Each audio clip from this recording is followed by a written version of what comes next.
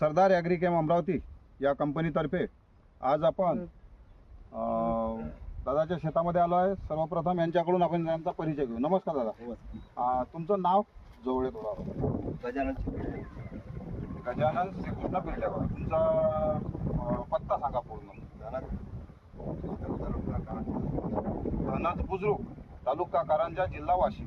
तुमचा mobile number 93 25 36 66 35 असा 6636 असा यांचा गजानन भाऊचा नंबर आहे। गजानन भाऊ, आपण इथं 11 तारखेला आमचे मयूर कुकडे तुमच्या शेतामध्ये आले होते। त्यांनी 2 पंपाचा आपल्याला या सोयाबीनवर डेमो दिलेला होता, बरोबर आहे? त्याच्यामध्ये कंट्रोलर नावाचं औषध होतं, दुसरं परफेक्ट प्लस नावाचं औषध होतं, बरोबर आहे? ते कंट्रोलर जे आहे हे अति कडू औषध आहे।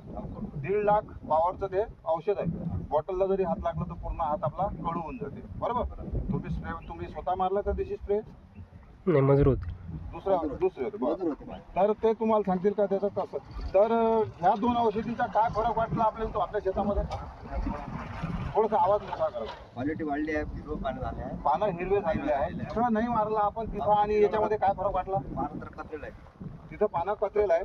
त्याच्यानंतर जे तुमच्या तिथं सर्वात महत्त्वाचं म्हणजे रोहीचा जो प्रमाण आहे, रोही लागण्याचा, तर इथं या 2 याच्यामध्ये 2 पंपामध्ये कुठं रोही खाल्ल्यासारखं दिसते का? मी फक्त पळ्याला खाल्लेला आहे, या लाईन मध्ये काही या लाईनमध्ये खाल्लेलं आहे। त्याच्यानंतर हे अशा पद्धतीचं इथं क्वालिटी झालेली आहे। झाडानं इथं चांगल्यापैकी ग्रोथ घेतलेली आहे, ग्रीनरी चांगली दिसते आहे, बरोबर आहे?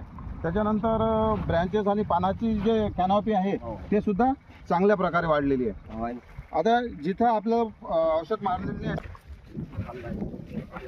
हे जे आहे हे रोह्यानं खाल्लेलं आपल्याला इथं दिसते आहे, बरोबर आहे? पण इथं ती परिस्थिती इथे रोह्यानं खाल्ल्याची नाही। तर तुम्ही समाधानी आहात आपल्या औषधीचे रिझल्ट?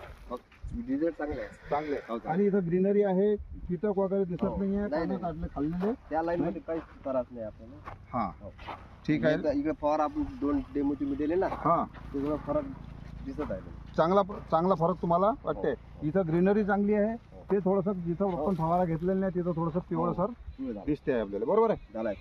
असो, अशा पद्धतीचे इथं रिझल्ट मिळालेले आहे। धन्यवाद गजानन भाऊ, आपण आम्हाला सेवेची संधी दिल्याबद्दल। नमस्कार, धन्यवाद।